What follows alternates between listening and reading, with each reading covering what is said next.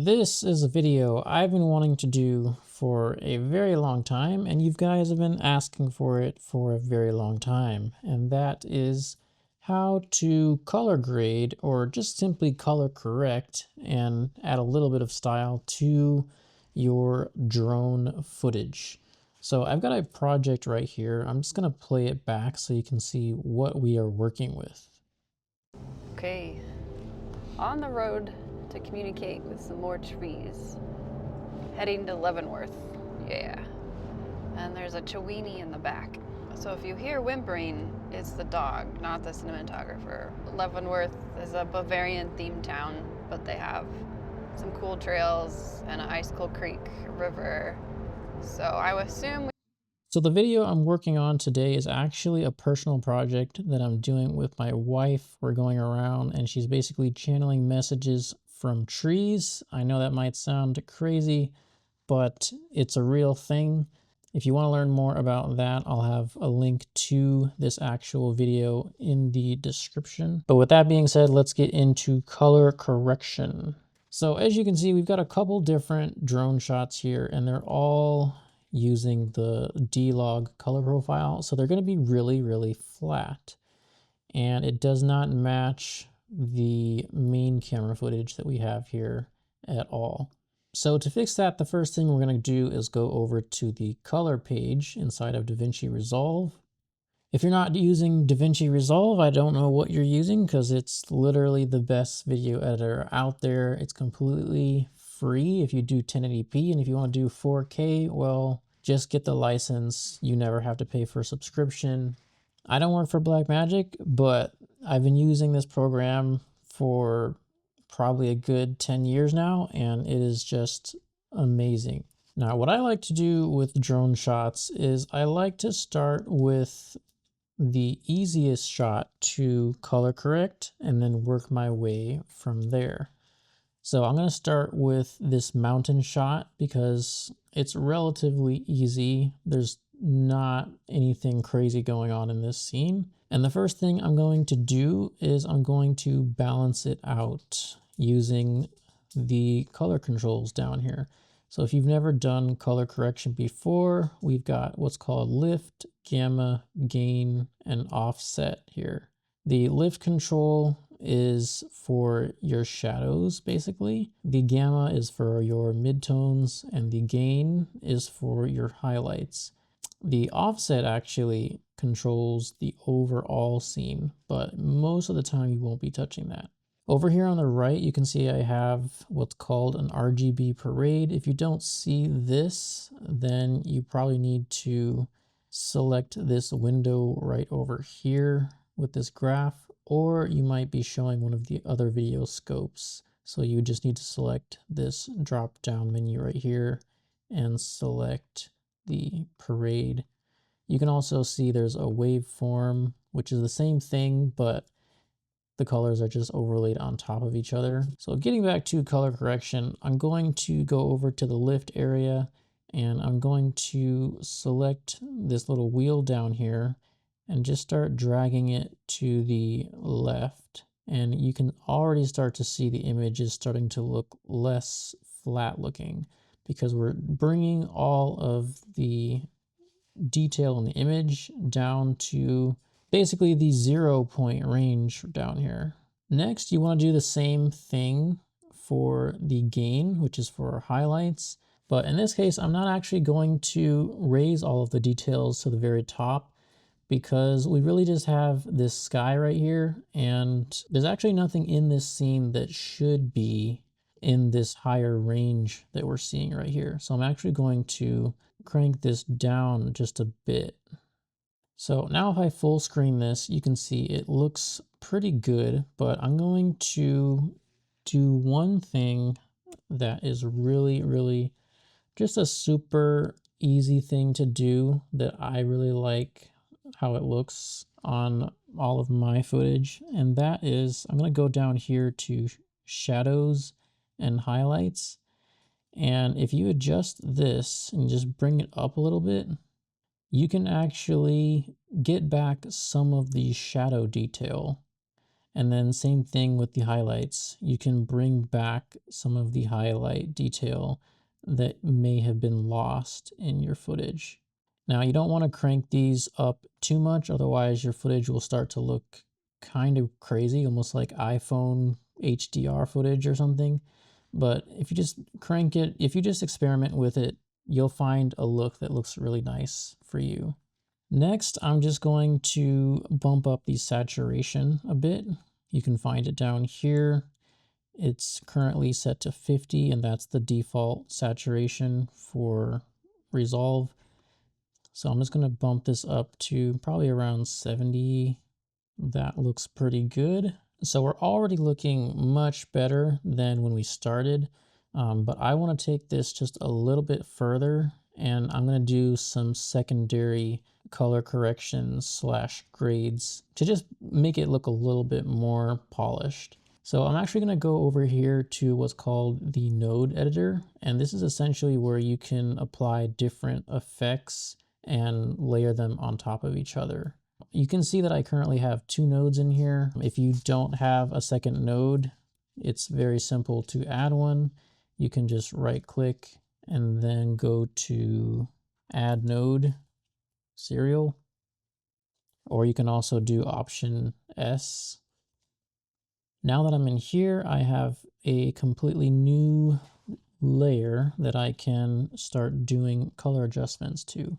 And in this layer, I'm going to go over to what are called the curves. And here I'm just going to add a bit more contrast to the scene. And the reason I'm doing it with curves is because curves allow you to add more contrast without necessarily overexposing or underexposing your image. So I'm going to go over here towards the highlights, raise it up a bit. Now I'm going to go back over to the shadows and just lower it a little bit. And now if I go over here to the node right next to this little number and I tap on it, you can see the difference that it makes. And actually for this shot, I don't actually want the highlights to be that bright. So I'm actually going to turn this down just a bit. Now the last thing I want to do, and this is completely optional, but it's going to make it match the current footage that I have, is I want to give it a little bit of a teal and orange color grade. And the best way to do that for me is I'm actually going to go over to the color wheels, but instead of using the standard wheels, I'm going to be using the HDR color wheels. So here under the shadows, I'm going to go over to teal. Actually, no, I take that back. I'm actually going to use just the dark control and not the shadows. I'm going to make that teal, which I just did already. And then for the light, I'm just making it just a little bit orange. I don't want too much, just a little bit. And now if I toggle this on and off, you can kind of see the effect that it has. Now it's off, and now it's on. All right, so that is basically it. There is so many other color controls inside of DaVinci Resolve for doing color correction and color grading. It's actually insane how much you can do, but that is just like the bare bones basic that I like to do for a lot of shots just to get by. But now what I'm going to do is actually go back and continue to color correct the other drone shots. The reason why we started with this one specifically is because it was one of the easier ones to do. So now what I'm going to do is I'm going to select this clip, and if you don't see this clip menu over here, this clip display, just go up to here where it says clips, and that will unhide this clip selector area. So I'm going to select this, I'm going to hit Command copy to copy the color correction. Now I'm going to go over to another drone shot and I'm going to paste it and see what it looks like. So for this one, it looks pretty good, but I can tell that the actual white balance is a bit off and it's making everything look just a little bit too orange. So right here in the first node, I'm going to go over to the color wheels, and I'm simply just going to adjust the gain and make it a little cooler. Bam, just like that. And I have a feeling that my other shot is going to have a similar issue. So I'm going to copy this color correction and paste it onto this next shot here. Yeah, and this one looks pretty similar. I'm actually going to adjust it even more on this one. And that looks pretty good. Now for this last shot, I'm actually going to copy the original color correction, paste it on here, and you can see it doesn't look good at all. So the reason for that is because we were actually shooting a mountain range that was really far away, and there was a lot of fog and haze. And with these type of shots, you just have to color correct it a little bit differently. So for this shot, I'm going to go over to the lift and work that a bit. Now I'm going to go over to the gain. And again, we don't want to take this to the very top of the range since there's nothing really here that should be that bright. So I'm just going to take this maybe to like somewhere like here. Looks pretty good. Now I'm going to turn the other color correction / grade on. And this looks pretty good, but I'm going to adjust the curves in here a little bit more.